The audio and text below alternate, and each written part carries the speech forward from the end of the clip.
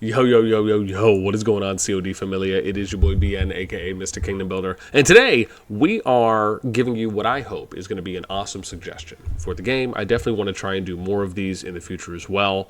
I'm actually kind of updating our Kingsguard and Round Table, along with going through and filtering some of the suggestions I had written down on the side sheet. And hopefully I'll be able to provide a little bit more. But I hope you enjoy this one, where we're going to be talking about runic statue enhancements, and I'm going to be going through a suggestion I just submitted. So if you do want to upvote that, or you want to read it and see if you upvoted or downvoted, right, I'll have a link to that in the pinned comment and description of the video, and we'll be showing you off the suggestion in a moment. Just want to give you a little bit of context. As always, if you enjoy the content, make sure you throw us up, because it helps out. There we go. Helps out a lot. So the thing for me with runics, and I don't know how many other people feel a similar way, I've always felt that the runic area is just a little bit too small. I personally would like to see this increase, 1.5, 1.5 to maybe 2 times in radius and just in size. So the widths are a little bit bigger. This area is a little bit bigger. The width up here is a little bit bigger. Right? The starting zone is a little bit bigger. And kind of almost, when I look at the area, the first thing that comes to mind for me is something like a League of Legends, a Dota, right? Some kind of MOBA laning type approach. And for the most part, you really kind of have 3, right? You have the top, you have the middle, and you have the south, right? Or top, middle, and bottom. And you kind of have 2, sub lanes, if you will, within the middle. But really, for the most part, you're kind of going to the center and fighting. There's not really any, at least in a lot of the fights I watch for runic, and I have watched, you don't really see a lot of people attacking the north or attacking the top or the bottom, right? A lot of people are, for the most part, converging in the center, going through one of the 2 middle lanes. So you have this runic statue zone where really only half of it is being utilized. And at the same time, there's really only one point that you're fighting for in this kind of a domination style mode, except, right, there's just one zone, right, or one small area to fight over. And I just feel as though there could be some improvements. And so we're going to talk about that, and I'm going to show you that now for what I had submitted.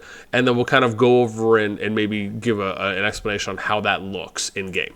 So let's go to the suggestion that I posted. And you can see here where the objective we talk about, so we say runic statue enhancements, objective improving and diversifying what the runic statue zones offer for different objective type game modes, along with having the passes for RS zone, for the RS, which is the runic statue zone, open in the next Augerstone chapter, and then the RS or runic statue themselves open in the next Augerstone chapter AC after that. And this is, again, right, so the idea for that would be where, if I go, let's say that and I think we're in Beleren Season 2, but just to give you an example, let's say that the level 3 pass is open, and you get into Zone 3. The very next chapter, because keep in mind, most of the time we're talking 2 to 3 days, right, but between a pass opening and then the next chapter after that. That's more than enough time to build out and also build out over here the level 4 pass. And then the next chapter, once that finishes, then the runic zone will actually, then the statue activates, right? Or you could say the zone activates. And so then you're talking about maybe another 2 days. So the way that we usually see it in Augerstone chapters, and I'll give you an example here, if we go all the way back. So let's go here to Augerstone, and I'll just kind of show you what we mean. So you can see here, now this is for Season of Strife, but the same concept will still apply. So you can see here that the level 2 pass, semi-protected, opens. Now this goes into Zone 3 for SOS, right? So you have one that goes into Zone 3. Then we look at 2 chapters after that, the level 3 pass opens, which is for the statues. Okay, so you have 2 chapters after that. And then the next chapter, you see the Supreme. What I'm saying is that it should be the very next one, right? It shouldn't be here at Conspiracy. It should be the one before that, because you have to think that it's probably going to take about 2 days for the pass to open. And then for the next one to complete, could be 2 days. So now you're right, and then you have the 12-hour wait.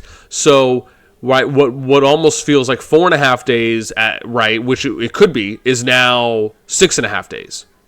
So, right, I could understand if you want to have like a 2-day thing, but at the same time, part of me feels like maybe what we could do is, instead of, and maybe this is a different approach, is that instead of it being 1 and then 2, right? So you'd have the statue passes open and then the runic will open. Why not just have them in the same?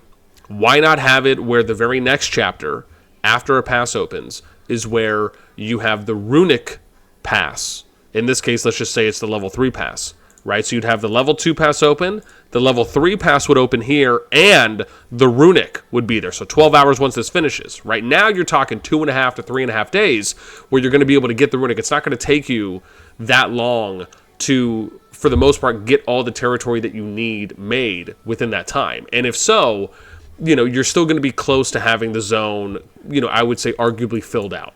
And so the idea being is that you need to try and open up runics a little bit sooner, because if you open up runics later in the zone and in the Augerstone chapter's lifespan, then you're going to be closer to the next pass opening. And we all know that you usually do not see a lot of runic statue fighting activity when the next pass is getting closer, because people are trying to heal and save up for the next big zone that's opening. So again, opening up runic closer to right after a pass opens, I believe is going to actually pay off a lot more dividends. Then we look at changes to implement. So adding more ways to play inside the runic statue zone and increasing its size will generate more engaging gameplay and give players, alliances, kingdoms, and warbands more enjoyment when battling in this area, which has a lot more potential than what it is currently showing. And to name some, so like I said, increasing the size, I think here's an important note, right? So each pass, which would be the zone that connects to it, is designated as their own team, i.e. everyone in Akura would be Team A, and everyone in Eisenor would be Team B. This is for an SOS map example. You would also do rotating game modes. So each cycle, once a runic statue finishes, and then it closes, and you have to wait for it to reopen, then you would get a new game mode. So it'd be a rotating game mode. So here's a couple ideas. This obviously doesn't include all of them, but these are some that you've probably heard me mention before. So I think something like a team deathmatch, where the first team to reach a certain amount of kills wins. This would allow there to be rewards for individuals, alliances, kingdoms, and warbands at different levels. We have game mode. Not game mode. Last player standing or a battle royale, right? So this mode is a fight to the death where the last player standing wins. Rewards could be for the last 10 players remaining and increase based on how far you make it. Now you can adjust that as well. This is just kind of a starting or a foundational point. Then we get to a game mode Dominion, right? There would be 3 points, small areas. Basically, just think of the runic statue, but without the actual runic statue structure there. It would just be the area on the map, right? So 1 in the top, 1 in the middle, and 1 in the south. And it could be centered in the top, centered middle, centered bottom. It could be over here, and then like this, or opposite, right? So you can really think about potentially placing those in different areas as well. The teams need to occupy the zones and be the only one in them in order to gain points. Each zone gives the same amount of points, but all 3 of them can gain you points at the same time if you occupy all 3. Cannot gain points if members of both teams are inside, right? Because it would be contesting. First to a certain amount of points wins. Rewards can be given out to individuals, alliances, kingdoms, and warbands. Again, think about incorporating and getting everyone involved, or as many people as possible. The last one would be King of the Hill. This is kind of like a domination style, but it's rotating. So a rotating point, a small area within the RS zone that changes position after a short period of time, and both teams fight over who can control and gain the most points while having the field of battle change constantly. Domination mode rules would apply, but on a rotating area to occupy within the RS zone, first to reach the amount of points, right, same thing. Rewards are given out to individuals, alliances, kingdoms, and warbands.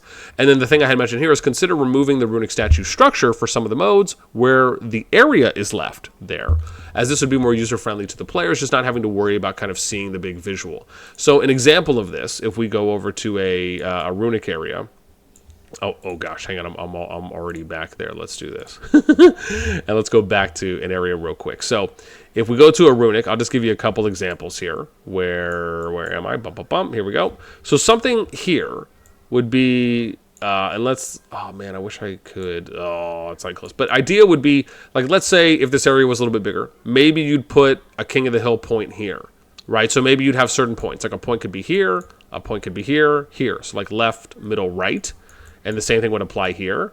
And then maybe you could have 4 points or something, like one here, one here, one here, one here. And then maybe you could have a point here, right? And a point in front of like each person's gate, or maybe off to the side, right? Or maybe it's 3 points here, 2 points, 2 points, 3 points, something like that, right? Could be done. Dominion or domination for that style, maybe it's just right here, top, middle, and then you have one in the middle, one here, or maybe it's one over here, and then one over here, right? Again, just think about being a little creative and kind of changing things up. That's kind of the idea about this. Like I said, I think the runic statue zone could be so much better and improved than what it is already. And I think this is a great opportunity for the dev team to really do some trial and error and see what might work. This is, I think, a fantastic minigame space that could really be enhanced beyond where it currently is, because I think the foundation is there and the potential is there for this space to be utilized in a lot more diverse type of ways. And that's really what I'm hoping for. That's really where I'm banking. And then obviously we talk about some of the general benefits that I've already mentioned. And yeah, so again, if you like this, if you think this is a good idea, would love your upvote and your upvote towards it. And if you don't, then yeah, then I'll just say. But again, I hope people enjoy it. That's all I really got to say on that one. And I'd love to hear your thoughts. Even if you think of other ideas or other modes or other creative ways to use the Runic Statue Zone or the space, let me know. Let us know in the comments down below. That is going to do it for me. As always, until next time.